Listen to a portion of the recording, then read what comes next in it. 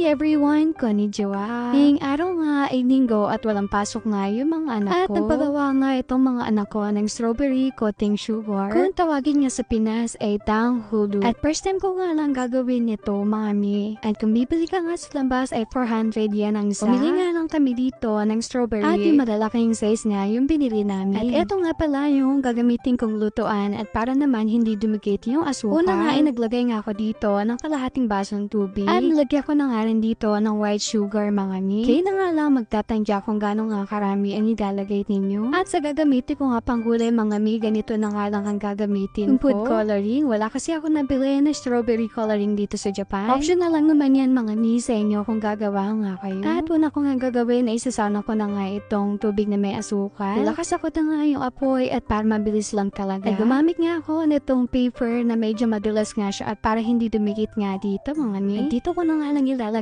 yung mga strawberry na nagawa na. Sa pagluto nga rito, mga mi, ay kailangan talaga tansyahin nga lang ang apoy. Kapag sobrang lakas kasi at hindi mo nga ito hinalo ay talagang masusunog talaga to. Hinalo ko nga muna to hanggang sa matunaw nga yung asukal sa ilalim. At nung parang kulang pa nga ay ito nga pinatagdagan ko nga sa anak ko ng asukal.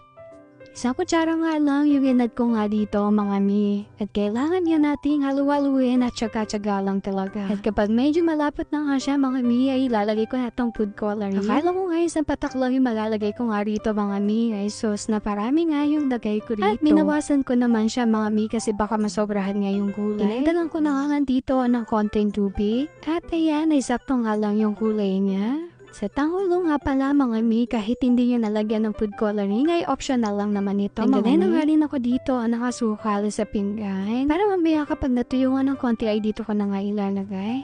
Kapag kumulo na nga siya at ganito na nga yung texture na nakasukal ninyo, mga mi, ay pwede nyo naman patayin yung kalan. Halu-haluin nyo nga lang ito, mga mi, para hindi nga siya tumigas. Malamig na dito sa Japan at mabilis na lang itong tumigas. Halu-haluin nga lang natin, mga mi, hanggang sa mawala nga yung bula. At kapag medyo ganito na nga yung texture niya at nawala na yung bula, mga mi, pwede nyo nang tikman. Tama nga lang siya, mga mi, at hindi talaga siya ganon katamis. At kapag okay na nga at medyo malamig na nga siya ng konti, ay kailangan nyo na nga i-coat itong strawberry. Kapag nag-coat nga pala kayo ng strawberry, mga mi, ay kailangan talagang bilisan. Tuwan-tuwa nga ako dito, mga mi, kasi kapareho na talaga niya yung binili namin sa Matsuri.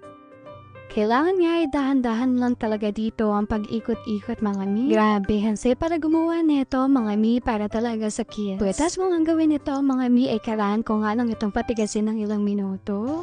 Grabe, kung makikita nyo nga rito, mga mi, ay tumitigas talaga yung asukal niya. Kailangan talaga ay isang ikot lang, mga mi. Huwag yun ang doble-doblehin kapag ganito na talaga yung texture ng asukal. Kumakapal nga siya at tumitigas na nga.